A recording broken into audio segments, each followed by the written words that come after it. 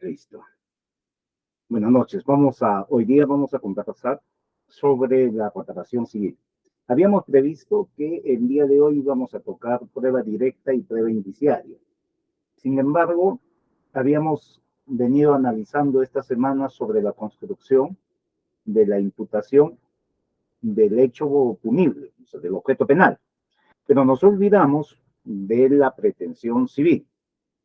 Y vamos a hacer algunos comentarios sobre el tema de la reparación civil, a efecto de que conjuntamente con el objeto penal podamos tener una idea sobre la construcción del hecho, básicamente de la pretensión.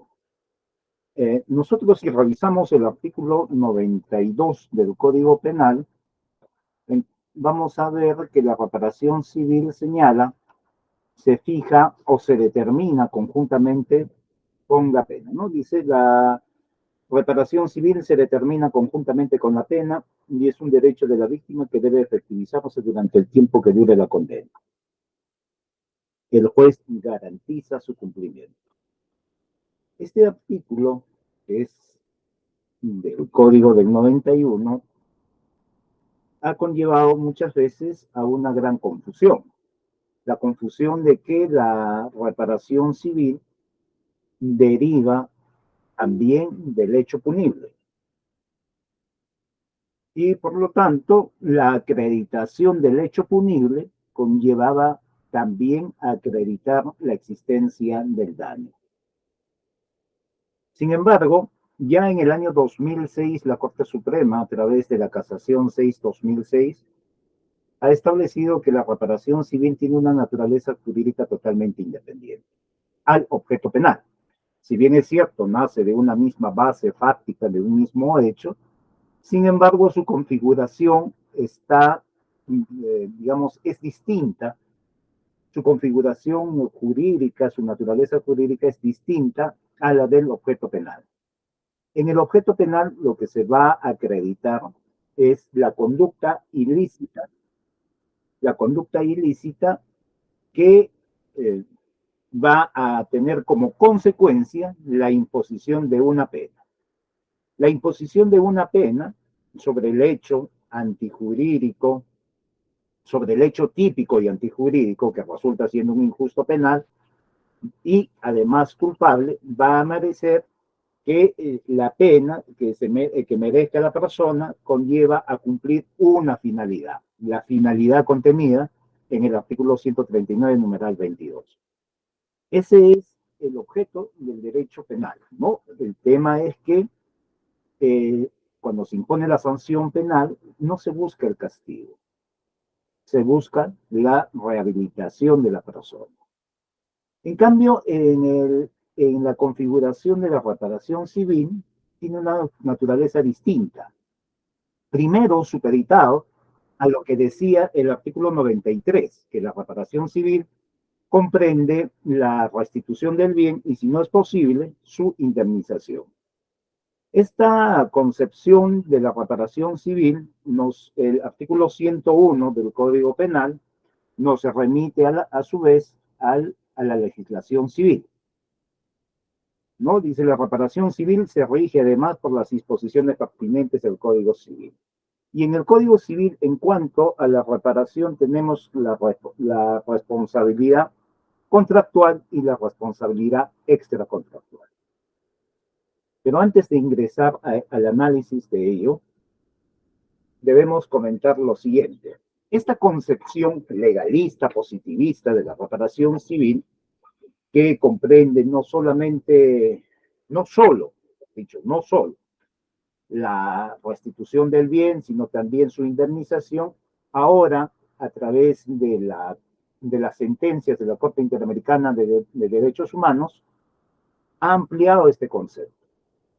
Ya la Corte Interamericana nos habla sobre reparación integral a la víctima. Esa reparación integral a la víctima no solo, ojo, comprende la indemnización o la reparación del daño causado, sino que también abarca a tener digamos, una tutela íntegra en la afectación de sus derechos. Por ejemplo, en el tema de la violencia contra la mujer, la reparación civil no solamente está focalizada en establecer un monto indemnizatorio, sino también la reparación civil abarca su rehabilitación, su tratamiento psicológico, su tratamiento, su terapia psicológica a efectos de restablecer su salud mental, su salud física, y todo ello está contenido en el artículo 29 del texto único ordenado de la ley 3364. A ver, acá tenemos acá está. Dice, la sentencia que ponga fin al proceso por delitos vinculados a hechos que constituyen actos de violencia. Ya habíamos comentado anteriormente que los actos de violencia no solo son los previstos en el artículo 122b, sino son todos aquellos que tienen que ver con violencia sexual, con violencia patrimonial, con violencia física, violencia psicológica, ¿no? Todos los delitos comprendidos en violencia sexual, por ejemplo, desde el 170 hasta el 183, me parece que es, a ver, vamos a verificar, 170 hasta, me parece que estamos 183, sí, 183. Todos estos delitos están inmersos en lo que se considera violencia sexual. Entonces, ¿por qué tenemos que aplicar el texto único ordenado de la ley 3364 en el tema de la reparación integral de la víctima? Por mandato expreso del artículo 13 de esta misma ley. El artículo 13 de esta ley nos señala lo siguiente. Las denuncias por actos de violencia contra las mujeres y los integrantes del grupo familiar se regulan por las normas previstas en la presente ley, ¿no? En el texto único ordenado de la ley 3364, de manera supletoria por el Código Procesal Penal. Entonces, cuando se plantea una pretensión de reparación, se tiene que plantear una pretensión integral teniendo en cuenta los parámetros establecidos en esta ley. Y básicamente a efecto de conseguir una consecuencia jurídica tal cual lo señala el artículo 29 de esta ley, ¿no? Que es el tratamiento terapéutico a favor de la víctima. Es decir, no solamente se tiene que determinar un monto indemnizatorio, sino también se tiene que solicitar el tema del tratamiento terapéutico a favor de la víctima, principalmente en aquellos delitos que ha conllevado a un menoscabo en la salud, ya sea física, mental de la víctima. Ahora bien, les decía que este concepto de reparación integral de la víctima lo ha venido desarrollando la Corte Interamericana de Derechos de la Corte Interamericana, ¿no? Hay una sentencia que es la sentencia, a ver, vamos a, me he olvidado acá, es de Argentina.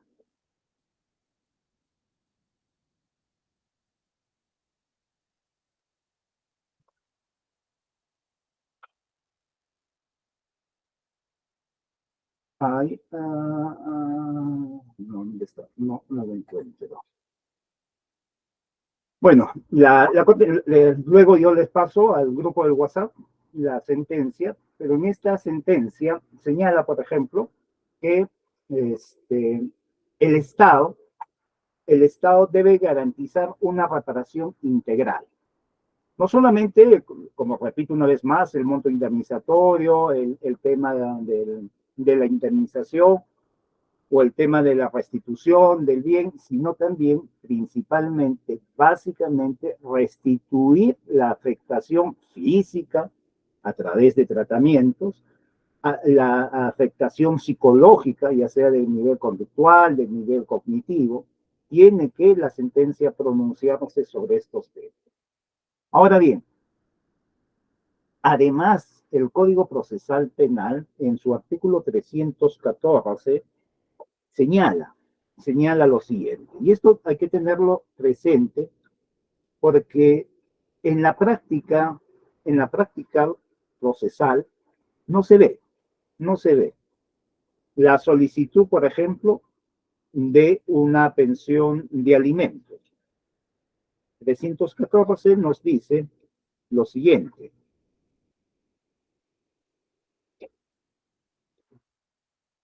Se me perdió acá. Acá está. Ya está. Dice, en los delitos de homicidio, lesiones graves, omisión de asistencia familiar prevista en el artículo 150, ojo, 150, violación de la libertad sexual, todas las modalidades de violación de la libertad sexual, o delitos que se relacionan con violencia familiar. Entendemos todos los delitos previstos en la ley 3364. El juez, a solicitud, ojo, a solicitud, el juez no puede imponer de oficio una consecuencia jurídica si es que no ha sido solicitada por el sujeto legitimado. Ahorita vamos a ver quién es el sujeto legitimado. Entonces, ¿qué dice? El juez a solicitud de la parte legitimada impondrá una pensión de alimentos para los directamente ofendidos que como consecuencia del hecho punible perpetrado en su agravio se encuentren imposibilitados de obtener el sustento para sus necesidades.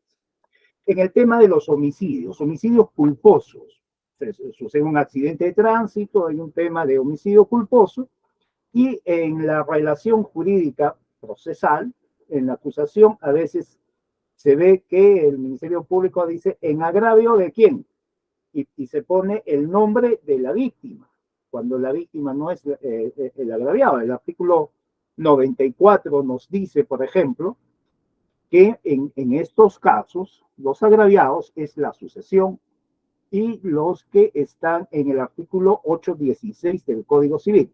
A ver, ¿qué dice?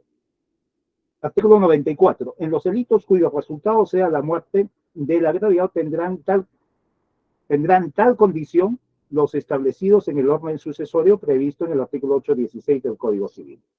¿Qué significa? Que la parte agraviada resulta siendo la sucesión de la persona que ha fallecido, ¿no? Pero no solamente tendría que considerarse a la sucesión como parte agraviada, sino también en el caso de que la persona fallecida haya sido el único sustento o el sustento principal del hogar y ha dejado menores de edad en cuestión en estado de desamparo, en estado de vulnerabilidad. Si se presenta esa situación, entonces se aplica el artículo 314 del Código Procesal Penal y se establece además como agraviados, los directamente, los dependientes de la persona que habría fallecido. Entonces, fíjense que cuando se va a hacer la investigación preliminar a efecto de determinar el cumplimiento del artículo, de los objetivos del artículo 330, numeral 2, se tiene que acopiar información, hacer actos urgentes e inaplazables a efectos de determinar quiénes son los sujetos pasivos de la relación jurídica material, es decir, del hecho punible.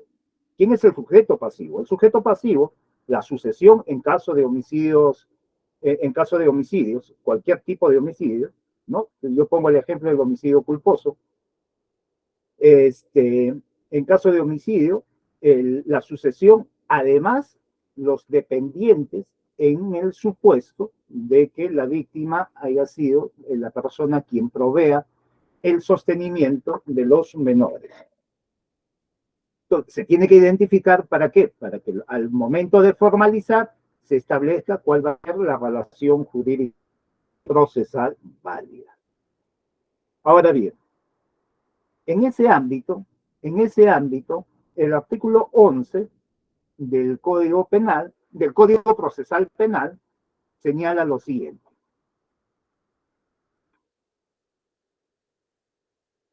Nos dice, el ejercicio de la acción civil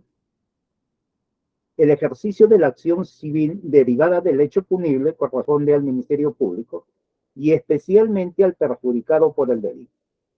Si el perjudicado se constituye en actor civil, cesa la legitimación del Ministerio Público para intervenir en el objeto civil del proceso. Claro, hasta acá está el tema bastante sencillo, ¿no? Si el agraviado se constituye en actor civil, cesa la legitimidad para obrar del Ministerio Público. En el entendido siguiente, si el agraviado titular del derecho subjetivo plantea una pretensión ante el órgano jurisdiccional solicitando tutela jurisdiccional, significa que está ejercitando su derecho de acción. Al momento de ejercitar su derecho de acción, significa que cumple las dos condiciones. Es la legitimidad para obrar y el interés para obrar. Esta legitimidad para obrar está contenido en el artículo 94, que señala que el directamente ofendido es el agraviado y en el caso en caso de muerte, la sucesión conforme a la prelación establecida en el artículo 816 del Código Civil. ¿Cómo se constituye en actor civil?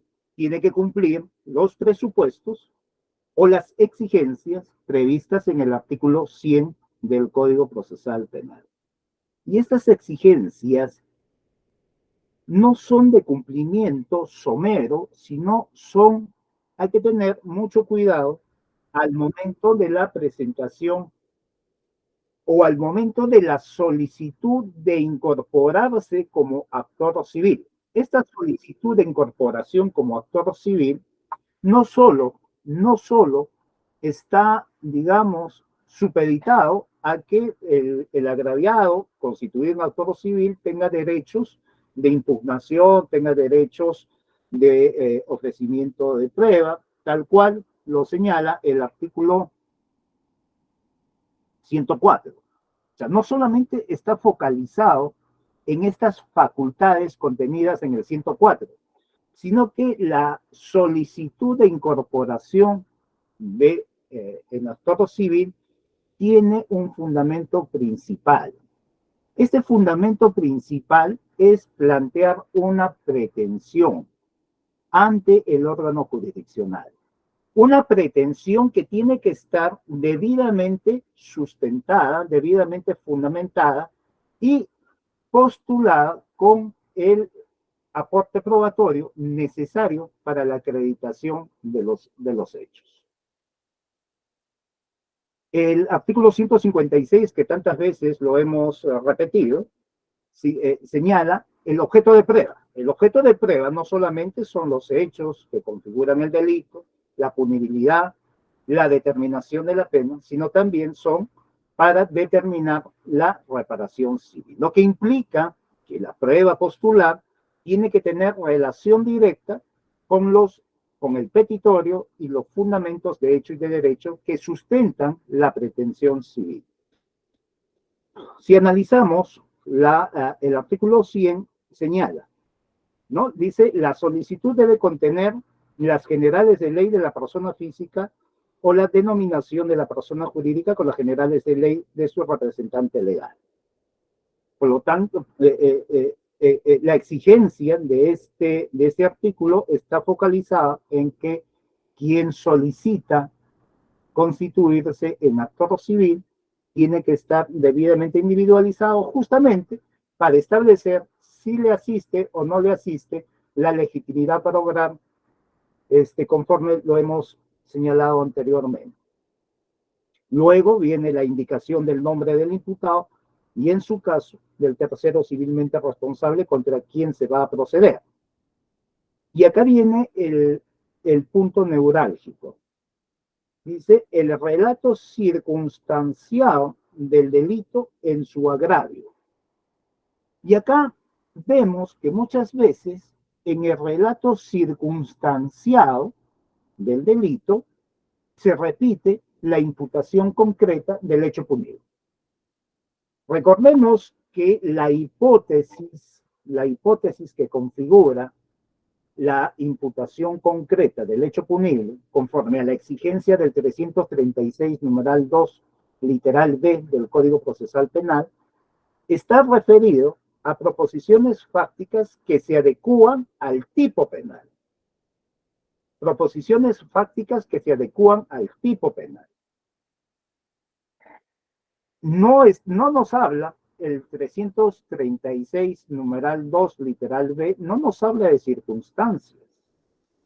Recién aparecen las circunstancias con la acusación como consecuencia de haberse cumplido los fines contenidos en el artículo 321.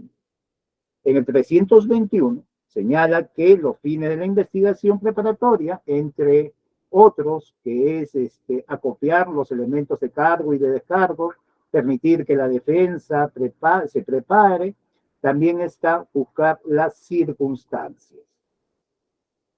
Pero estas circunstancias están focalizadas, las circunstancias del hecho punible están focalizadas en torno al hecho concreto de imputación. O sea, las circunstancias precedentes, concomitantes y posteriores que rodean al hecho concreto de imputación, lo que hemos venido tratando en las fechas anteriores. Que no es lo mismo con la exigencia de relato circunstanciado del delito. ¿Por qué? En razón a lo siguiente. Los elementos configurativos de la reparación civil están focalizados en la responsabilidad extracontractual prevista en el artículo 1969 y siguientes del Código Civil. Estos elementos configurativos, la Corte Suprema ha señalado que deben estar focalizados en 4 elementos: el hecho antijurídico, el factor de atribución, el nexo causal y el daño, ¿no? Entonces, cuando se pide un relato circunstanciado, tenemos que presentar un relato circunstanciado del hecho antijurídico civilmente establecido. El factor de atribución. Si estamos frente a un factor de atribución de responsabilidad subjetiva prevista en el artículo 1969, o estamos frente a un factor de atribución de responsabilidad objetiva prevista en el artículo 170. La descripción, por ejemplo, si estamos en el 170 de responsabilidad objetiva, en el tema del homicidio culposo, se causa la muerte de una persona por estar manejando un bien riesgoso. El solo manejo del bien riesgoso genera un tipo de responsabilidad. Esa justificación tiene que estar señalada en el relato circunstanciado y, lógicamente, el nexo causal entre la conducta desplegada, el hecho antijurídico y el daño causado. El daño causado tendrá que describir si estamos frente a un daño patrimonial, si estamos frente a un daño extrapatrimonial. Si estamos frente a lo previsto por el artículo 1985, que me parece que señala el lucro cesante, el daño emergente, daño a la persona, o estamos frente a lo previsto en el artículo 1984, que señala el daño moral, ¿no? Esta descripción es necesaria porque el acuerdo plenario 5/2011 señala que quien solicita una reparación tiene que justificar el daño que pretende ser reparado. ¿Y esa justificación en qué momento se da? Se da en el momento de la solicitud de incorporarse como actor civil, tal cual lo exige el artículo 100, a efectos de que durante ya el juzgamiento se establezca el debate debidamente presentado, debidamente postulado, a efecto de no generar ningún tipo de sorpresa en las partes y generar un contradictorio con conocimiento previo de lo que se pretende, de lo que se quiere, en garantía del artículo 1, numeral 3 del título preliminar del Código Procesal Penal, que, como ustedes bien saben, nos habla sobre la igualdad de armas. Entonces, la solicitud de constitución de un actor civil, a diferencia de lo que sucedía en el Código de Procedimientos Penales, si mal no recuerdo, era el artículo 54, no solamente es me quiero constituir en actor civil o téngame por parte civil y se acabó.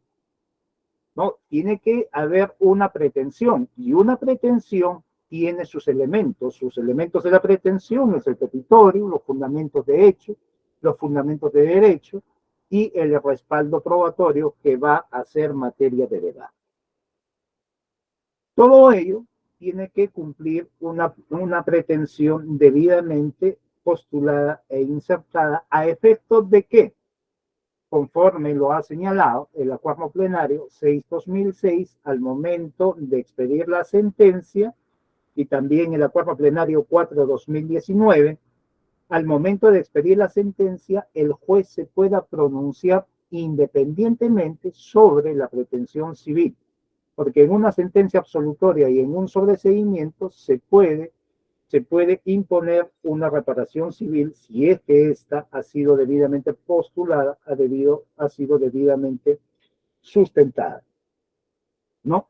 De tal forma que si se absuelve o se declara cualquier otro mecanismo alternativo de defensa técnica, como algún tipo de excepción, no quede en desamparo la tutela de la reparación civil. Y volvemos al inicio,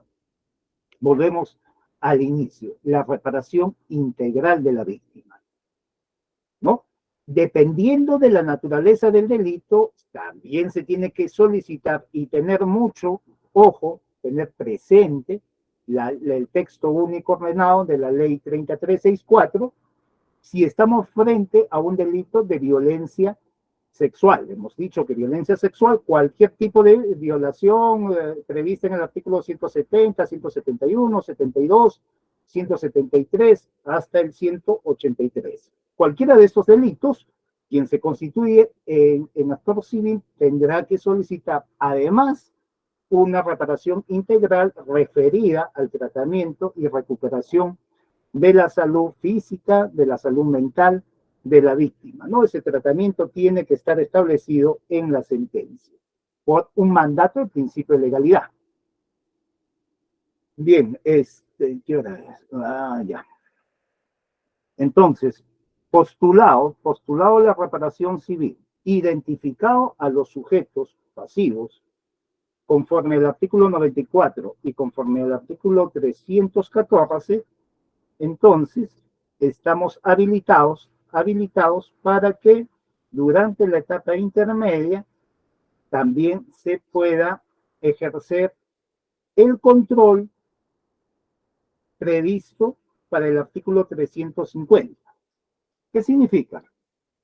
Significa que al momento de constitución el actor civil ha justificado su pretensión, pero sin embargo la etapa de postulación de prueba es la etapa intermedia conforme a las reglas previstas en el 350.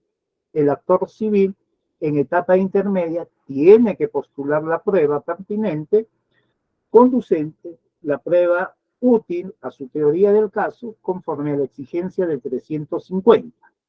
Porque el 350 no está limitado solo para la parte acusada. Por el 350 dice la acusación será notificada a los demás sujetos. Los demás sujetos es la parte acusada y la parte civil.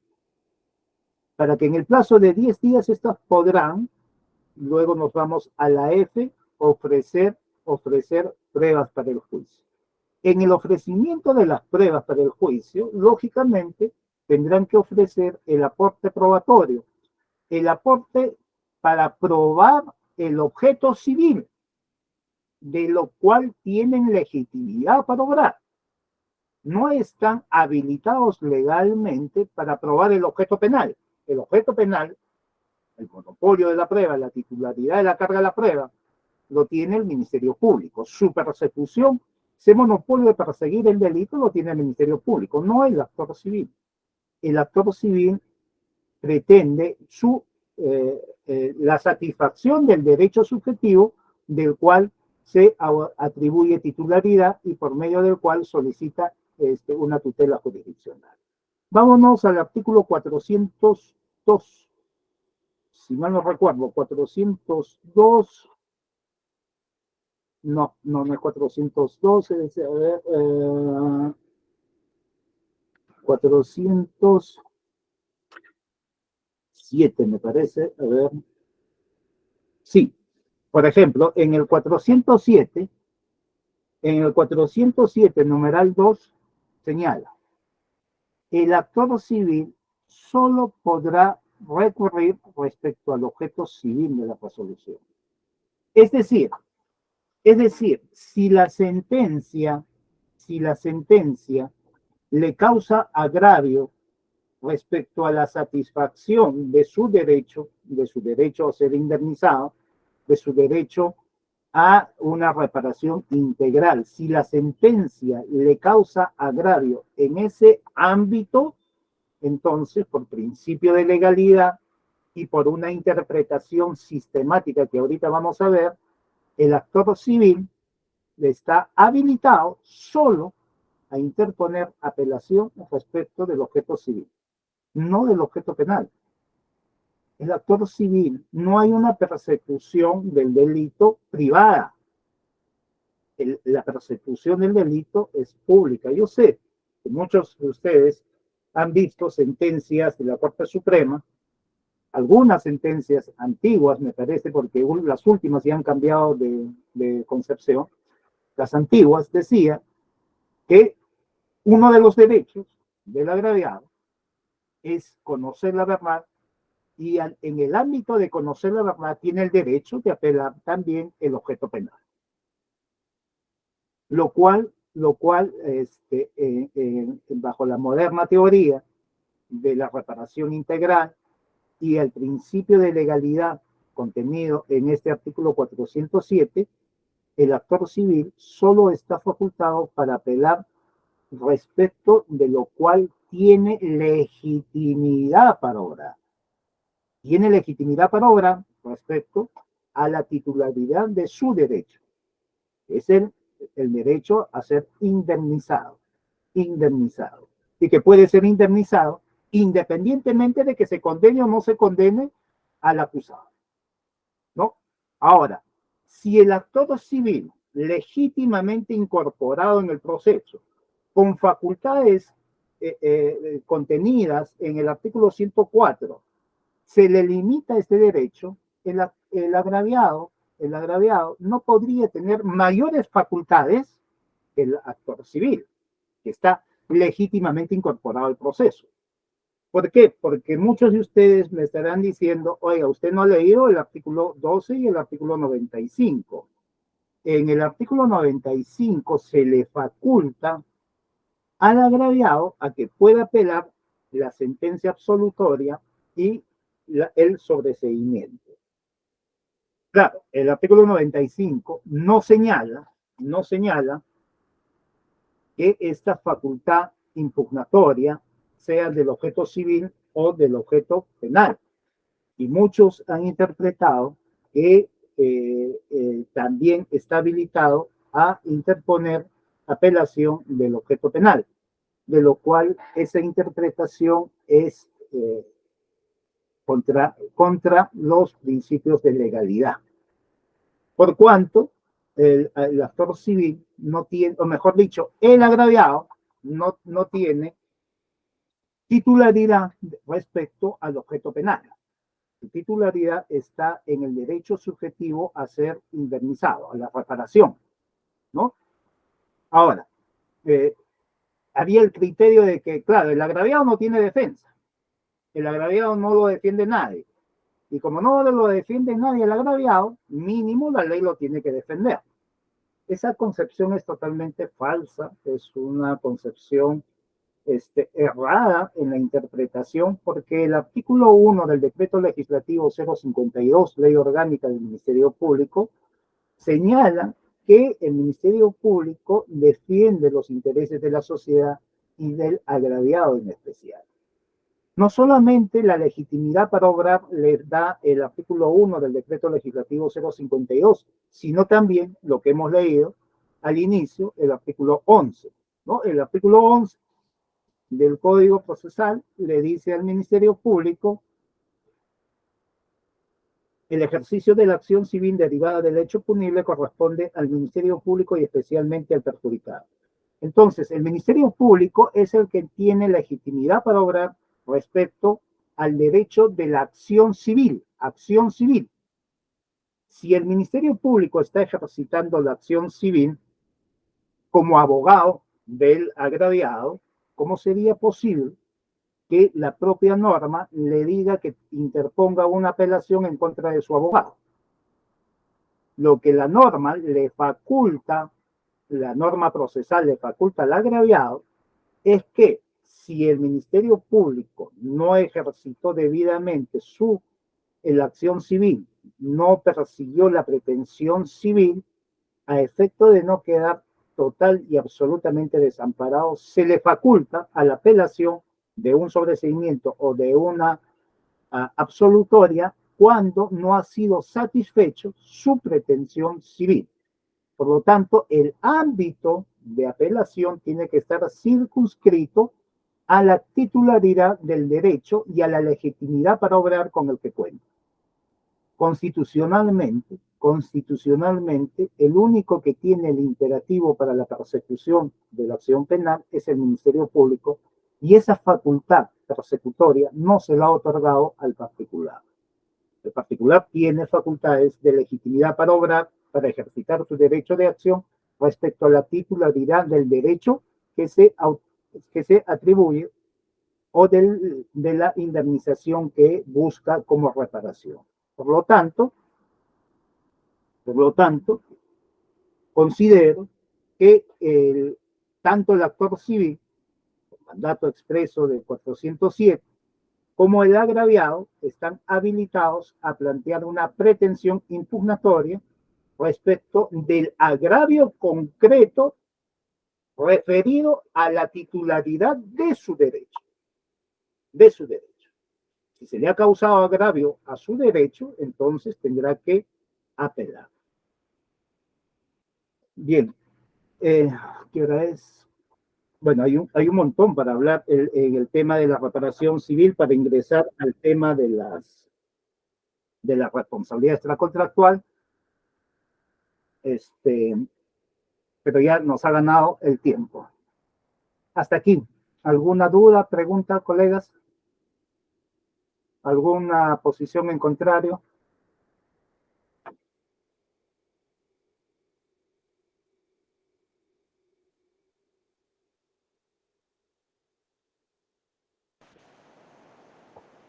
Bien.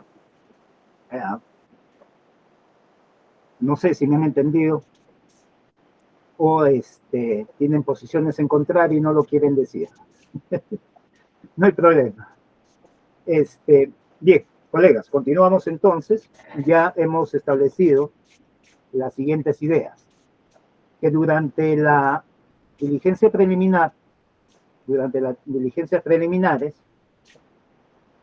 como una forma estratégica, el Ministerio Público tiene que cumplir los objetivos del 330 numeral 2.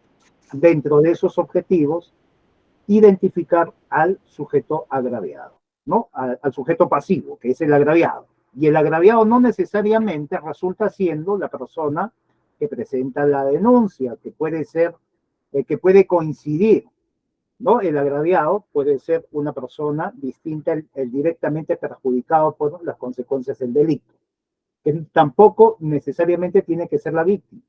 El agraviado, en este caso, por ejemplo, el caso de homicidios, es la sucesión.